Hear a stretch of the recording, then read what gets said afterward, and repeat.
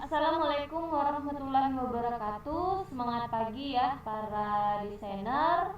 eh Kembali dengan saya Ruci Indriani. Jadi kali ini kita akan belajar mengenai tipografi. Mungkin tipografi ini udah nggak asing lagi untuk kalian dengar, atau mungkin kalian pun udah pernah membuat sebuah tipografi. Tapi sebelumnya kita coba cari tahu dulu apa sih tipografi itu menurut para ahli. Oke, jadi menurut Danton Sihombing, dalam buku tipografi dalam desain grafis, jadi tipografi itu katanya suatu representasi visual dari sebuah bentuk komunikasi verbal dan merupakan suatu properti visual yang pokok dan efektif. Ya, bahwa pengetahuannya itu mengenai huruf dapat dipelajari dalam sebuah disiplin seni yang disebut tadi tipografi. Kita tengok nih, kita lihat ya menurut Dendi Sudiana.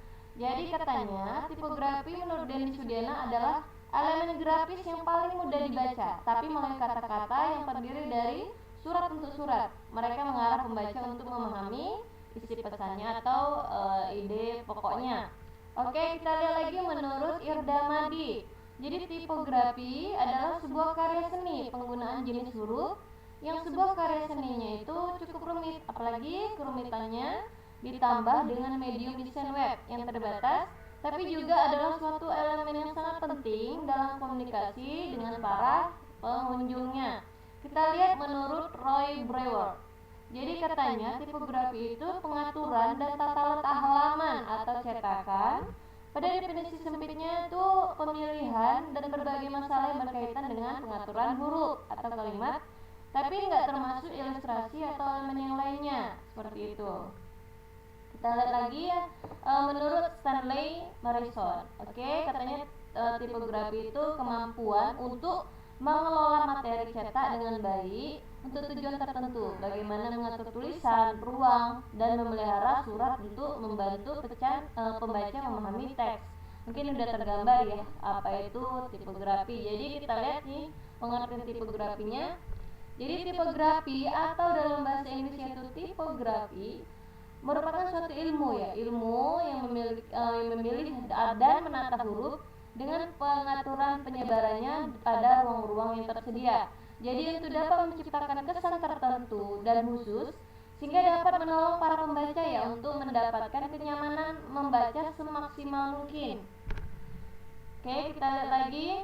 Katanya nggak hanya sebatas lewat pemilihan jenis hurufnya, ukuran huruf atau dekorasi, kemudian kesesuaian dengan tema, tapi juga meliputi tata letak vertikal atau horizontalnya tulisan pada sebuah bidang desain.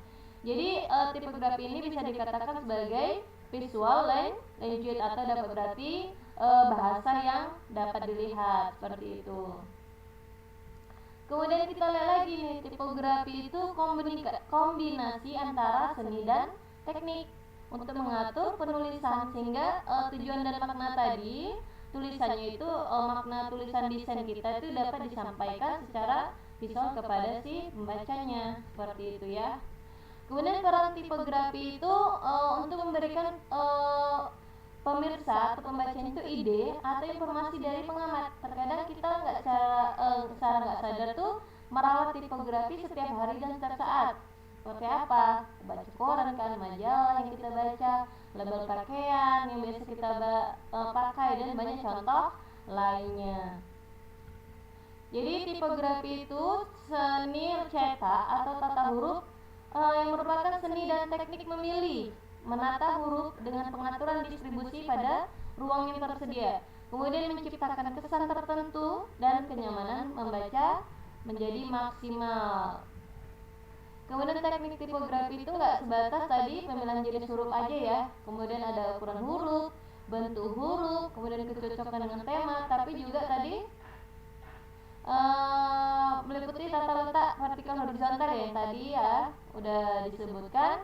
Jadi bisa digunakan itu dalam berbagai bidang ya, desain web, desain grafis, desain produk, majalah, undangan, percetakan, dan lain-lain ya. Kita pakai untuk tipografi. Di sini ada unsur-unsur tipografi. Yang pertama itu kolom. Jenis yang pertama kolom ya, yang jumlahnya berupa baris dengan lebar tertentu. Kemudian ada namanya bentuk huruf. Di antara banyak bentuk huruf atau jenis huruf, mereka dapat dikelompokkan menjadi 3, yaitu ada jenis kait, huruf hookless, dan huruf fantasi. Nanti bisa kalian cari apa itu bentuk-bentuk hurufnya. Kemudian ada huruf. Huruf atau kata adalah campuran dari aturan kata tunggal yang dicampur untuk menempatkan huruf yang diomongkan yang bisa menjadikan suara. Itulah tadi bisa menjadi bahasa ya. Bahasa jadi bisa berbicara lah gitu tulisan kita. Kemudian ada lebar huruf. Jadi memahami lebar dan bobot dalam huruf terletak pada berhubungan antara lebar goresan yang dibentuk dan tinggi hurufnya. Oke, unsur lainnya itu ada besarnya huruf. Jadi ketika kita memakai pengaturan huruf, pengaturan foto, dan pengaturan cahaya, ukuran hurufnya itu inci biasa ya, berupa set point, kemudian milimeter atau part. Kemudian ada baris. Ini garis terdiri dari kata-kata yang disusun satu demi satu.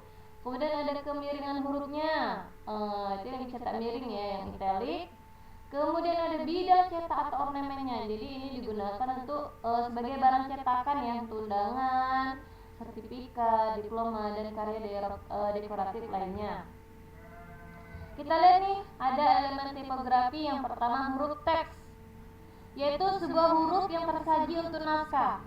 Jadi kita pilihlah sebuah huruf teks yang unsur keterbacaannya tuh sangat mudah dan sangat nyaman untuk pembacanya. Jangan pernah menggunakan huruf teks yang berbodi tebal dan terlalu banyak lengkungan. Kemudian huruf judul. Kalau huruf judul itu lebih fleksibel ya, asal unsur keterbacaannya dan keefektifannya itu dapat ya, penyampaiannya bisa dikemas dengan api dan nyaman. Jadi suatu unsur penerapan dalam desain grafis sudah terpenuhi, seperti itu ya. Jadi kita lihat ya, huruf judul tuh harus bagaimana, huruf teks juga harus bagaimana. Itu bisa kita pertimbangkan seperti itu.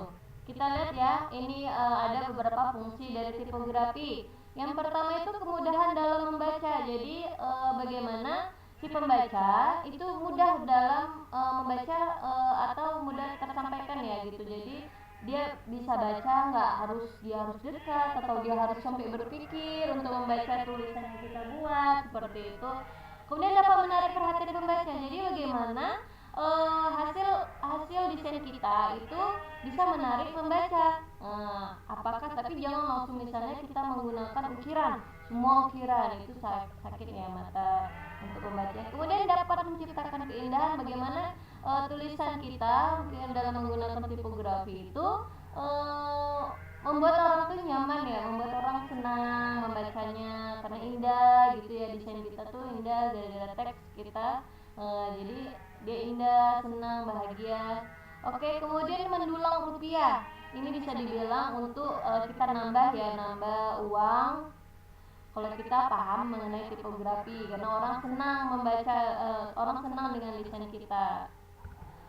Oke. Kemudian kita lihat nih jenis-jenis tipografi berdasarkan bentuknya. Ada Roman, Miscellaneous, Script, Sans Serif, dan Egyptian. Oke, tadi ya Egyptian dulu itu jenis huruf yang memiliki karakteristik kaki atau biasa sirip atau serif yang berbentuk persegi seperti meja. Nanti kalian cari contohnya. Kemudian script itu huruf script yang terlihat seperti sapuan tangan dengan pena dan kuas atau pensil yang biasa dimiringkan ke kanan. Kalau untuk miscellaneous itu tipografi merupakan pengembangan yang lebih lanjut dari bentuk yang ada. Dia berbentuk ornamen atau garis dekoratif. Kemudian untuk sans serifnya itu dia huruf tanpa sirip ya, atau serif. Jadi jenis huruf ini nggak memiliki sirip di akhir surat dan hanya memiliki ketebalan yang sama atau hampir sama. Kalau yang Roman itu dia ada siripnya atau kaki yang menunjuk ke ujung. Jadi huruf Romawi memiliki ketebalan dan ketipisan yang menonjol dari garis-garis huruf ya. Nanti tugas kalian itu membuat contoh-contoh jenis tipografinya ya. Itu tugas kalian. Oke, kita lihat di sini ada beberapa istilah dalam tipografi. Yang pertama legibility. yaitu kualitas pada huruf yang membuat huruf tersebut dapat terbaca dengan mudah. Itu ya kualitasnya. Jadi seorang desainer tuh harus mengenal dan mengerti karakter daripada bentuk suatu huruf dengan baik, seperti itu. Kemudian readability. Jadi pengguna hurufnya itu memperhatikan hubungan dengan huruf lain sehingga terlihat jelas ya. Jadi khususnya spasi antar huruf, jarak antar huruf tersebut tidak dapat diukur secara matematika, tapi kita bisa melihat dan merasakannya, seperti itu. Kemudian ada clarity, jadi kemampuan huruf-huruf yang digunakan dalam suatu desain karya yang dapat dibaca dan dimengerti oleh target pengamat yang dituju. Jadi ada ya 5 hal, ini beberapa tambahan pengetahuan untuk kita. 5 hal yang harus diperhatikan dalam desain web. Pertama itu baca artikel dulu sebelum dipublish. Kemudian agar teks dan desainnya itu menyatu sehingga pesannya tersampaikan. Kemudian gambarlah struktur hierarki yang jelas. Ini ya, bagaimana yang kemudian bagaimana yang langsung Anda lihat, kemudian ke bagian mana. Misalnya nih, pertama kan kita ngeliat ini dulu, habis itu ke bagian mana lagi. Dengan adanya kejelasan seperti ini, tampilan tipografi website kita tuh pasti lebih teratur dan untuk dilihat. Kemudian kita memilih warna huruf dan backgroundnya yang nyaman, kayak gitu ya. Ini misalnya ini biru, ini putih, nyaman. Kalau biru ke biru, payah bacanya, seperti itu ya. Jadi kemudian gunakan spasi dan perataan teks yang baik. Pilih jenis font yang nyaman dibaca, ya nggak sakit orang. Jadi tipografi itu sangat penting ya diterapkan karena menyangkut mudah atau sulitnya pengunjung tadi membaca informasi dari website kita. Karena jarang ada pengunjung yang cuma melihat desain webnya aja tanpa membaca isinya. Jadi isinya juga harus kita perhatikan, seperti itu. Oke, mungkin sampai sini dulu mengenai jenis-jenis tipografi. Para desainer tetap jaga kesehatan. Salam sehat dari saya. Wassalamualaikum warahmatullahi wabarakatuh. Semangat pagi para desainer.